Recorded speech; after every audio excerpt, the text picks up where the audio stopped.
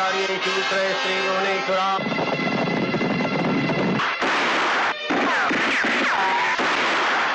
शर्मो, और तुम लोग खाली हाथ चले आए। लानत है तुम पर। डूब मारो चुल्लू में पानी में। विनायकं गुरुं बाणं ब्रह्म विष्णु महेश्वरान् सरस्वतीं प्रणम।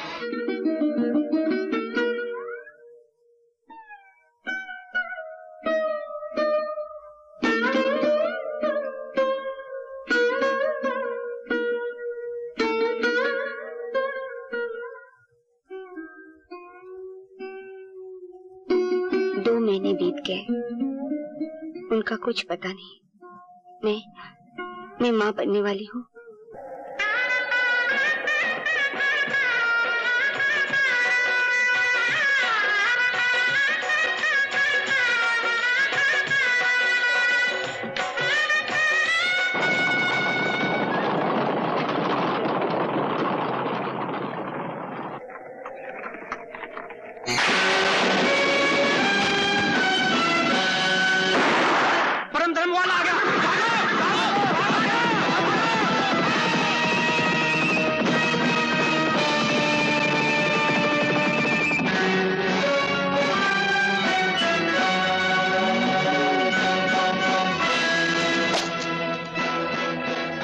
घबराने की कोई बात नहीं, सारे डाकू भाग गए।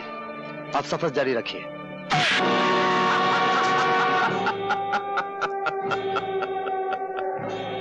हाँ, लेकिन अब तुम्हारी जिंदगी का सफर खत्म हो चुका है। तुमने कई बाजियों में मुझे शिकस्त दी। मैंने जिस तरफ हाथ बढ़ाया, तुमने बीच में ही उसे काट दिया। लेकिन अब मैं तुम्हें काटूंगा। सर से पांव तक तुम्हारे इतने टुकड़े करूंगा कि गिनने वाला गिन नहीं सकेगा। अच्छा, तो ये सब झूठ था। बाकी सब झूठ था, लेकिन तुम्हारी मौत सच्ची है। 2 महीने से सोच रहा था कि ये परम धर्म वाला है कौन और इसे खत्म कैसे किया जाए।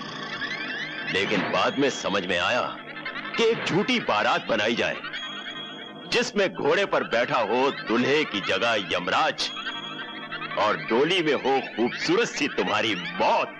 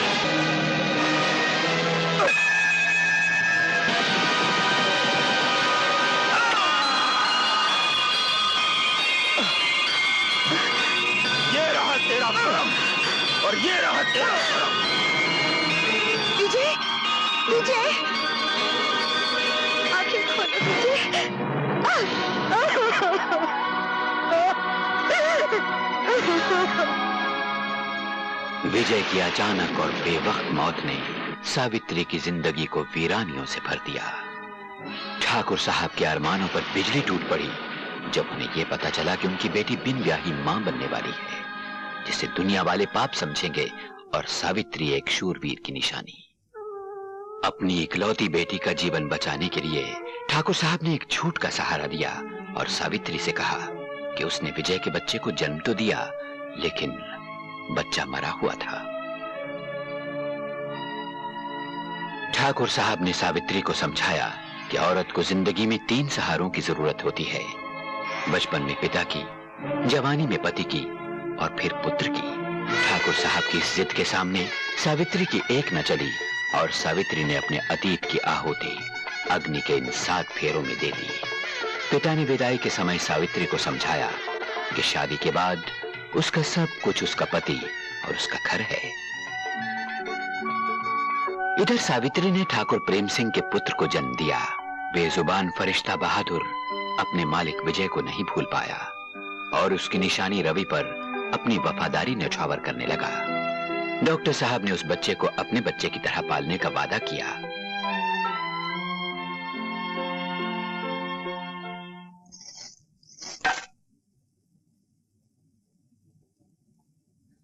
ये रुपए गरीबों में बांट दो। राजेश हमारी जिंदगी में इतनी खुशियां लाया है कि इसे हीरे और मोतियों में तोला जाए तो भी कम है। जाओ। चलो बेटा, केक काटे। लो। शाबाश।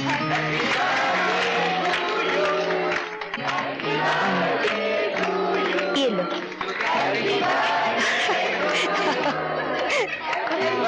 थोड़ा सा खा लो।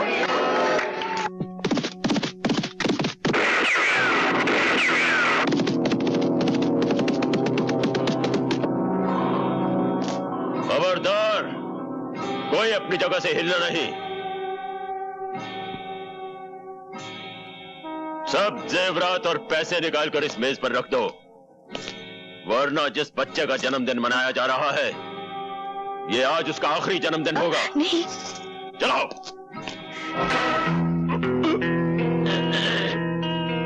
खबरदार जो किसी ने बंदूक उठाने की कोशिश की।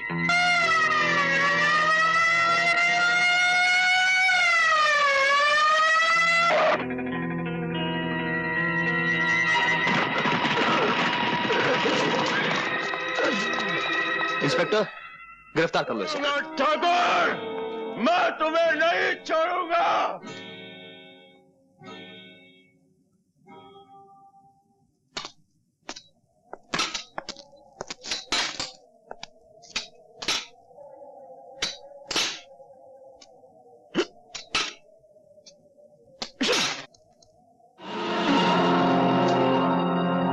मैं तुझे नहीं छोड़ूंगा ठाकुर। तूने मेरी एक आंख फोड़ी है, तुझे दोनों आंखों के साथ साथ जान से भी हाथ धोना पड़ेगा। नहीं छोड़ूंगा ठाकुर, नहीं छोड़ूंगा, नहीं छोड़ूंगा। ये क्या, मंदिर नहीं जाना?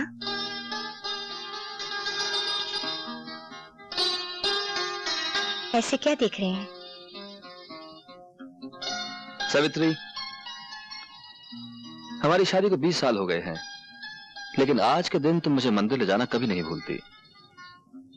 जिनकी वजह से मेरा ये सब कुछ है, उनको मैं कैसे भूल सकती हूँ? अब देर ना करें, चलिए। चलो।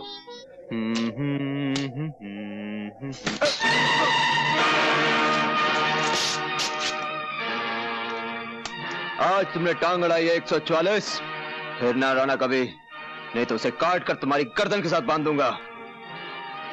तूने भी आज जवान लड़ाई है छोकरे, दोबारा नहीं लड़ाना, वरना इसे जबाड़े में से निकालकर चील और कौवों को डाल दूंगा। हाँ।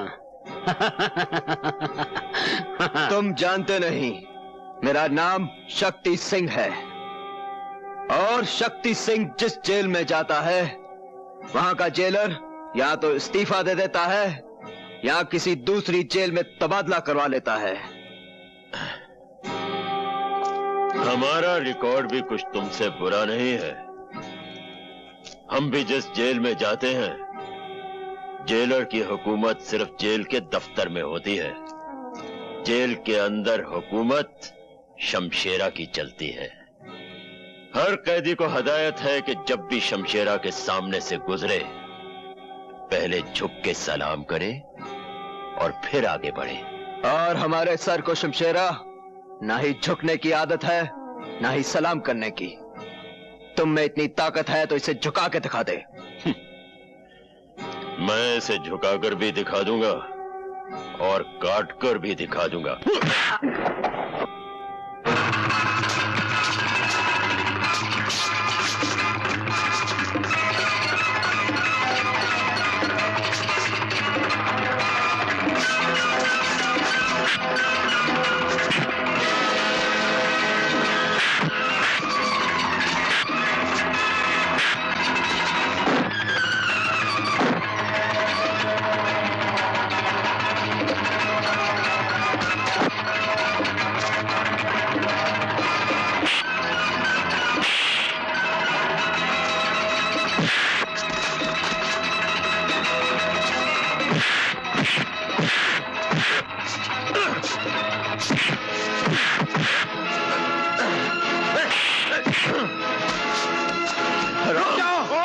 ये क्या कर रहे हो शमशेरा? शमशेरा, तुम 7 साल के लिए जेल में आए थे, लेकिन इन्हीं खूनी उबालों की वजह से तुम्हारी सजा 7 साल से बढ़कर 14 साल हो गई, और फिर 14 साल से 21 साल। कल तुम्हारी रिहाई का दिन है, कहीं ऐसा ना हो कि रिहाई का मुंह देखने के लिए फिर तुम्हें बरसों लग जाएं। शमशेरा ने पहली बार अकल की बात सुन भी ली और मान भी ली। नौजवान जाओ, तुम्हारी किस्मत अच्छी है।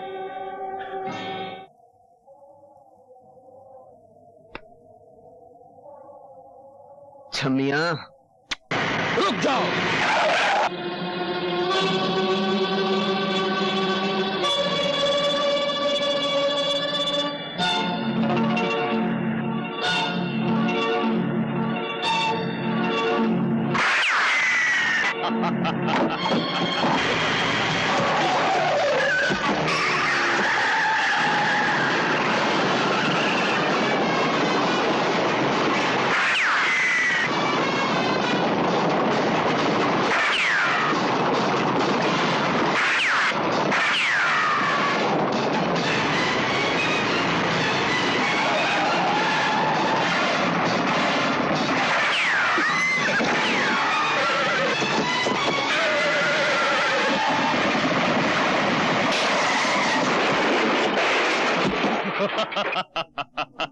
ले चलो।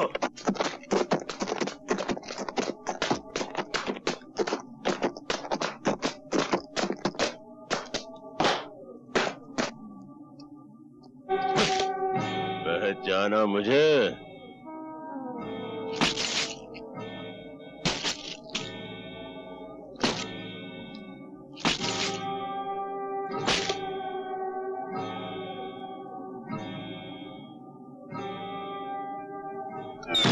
अपनी मौत को सामने देखकर भी नहीं पहचानते? शेरा,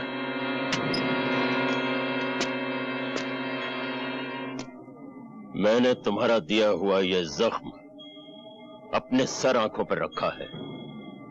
बरसों जेल में पत्थर तोड़े हैं ताकि जिस दिन तुमसे मुलाकात हो तुम्हारा हिसाब चुकता कर सको। आज वो दिन आ गया है ठाकुर। इसे पहचानते हो?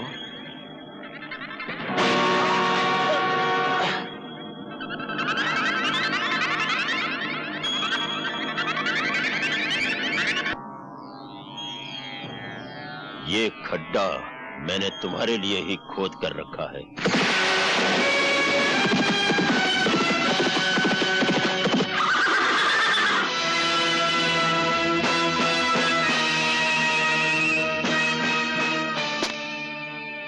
जो दूसरों के लिए खड्डा खोदता है वो खुद उसी में आकर गिरता है। जिन बच्चों के अभी दूध के दांत भी न टूटे हों उन्हें इस तरह उछलकर मर्दों की तरह बात नहीं करनी चाहिए। मर्द तो मैं हूं, वो भी असली, और बेटा भी मर्द का। कहो तो मर्दानगी के 2-4 नमूने पेश करूं? ठहरो।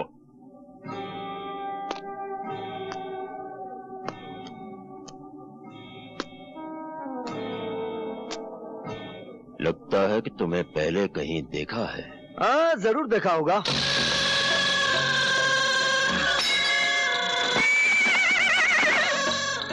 लो, बहादुर भी हाँ कह रहा है। अच्छाई बुराई की मुलाकात तो हर युग में होती है, फिर वही होता है जो हमेशा से होता है। बच्चे, हम कोई मामूली बला नहीं। जहां बुराई खत्म होती है हम वहां से शुरू होते हैं। अगर तुमने मां के पेट में ही सुन लिया होता कि हमारा नाम राजा शमशेर सिंह उर्फ शमशेरा है तो शायद तुम पैदा होने से ही इनकार कर देते। फिर तो गया खड्डे में। क्या मतलब? मुलाकात तो होनी ही थी। विधाता के लिखे को कौन मिटा सकता है? रावण था तो राम थे, कंस था तो कृष्ण थे, दुर्योधन था तो धर्मपुत्र थे, राजा है तो रवि है। थोड़ी देर में दुनिया कहेगी कि रवि था और राजा है। हमने बड़े बड़े कर्मवीर देखे, धर्मवीर देखे, परमवीर देखे, शूरवीर देखे, लेकिन शब्दवीर पहली बार देखा। हमने भी बड़े बड़े राजा देखे, गलियों का राजा देखा, सड़कों का राजा देखा, भिखारियों का राजा देखा, लेकिन आज पहली बार कब्रिस्तान का काना राजा देख रहा हूं। देखो मिस्टर कान्या, मारा मारी से पहले एक शर्त है, जो खड्डे में पहली बार गिरेगा वो अपने हाथों से मिट्टी समेट कर अपने आप को दफन कर लेगा। मंजूर? मुझे मंजूर है।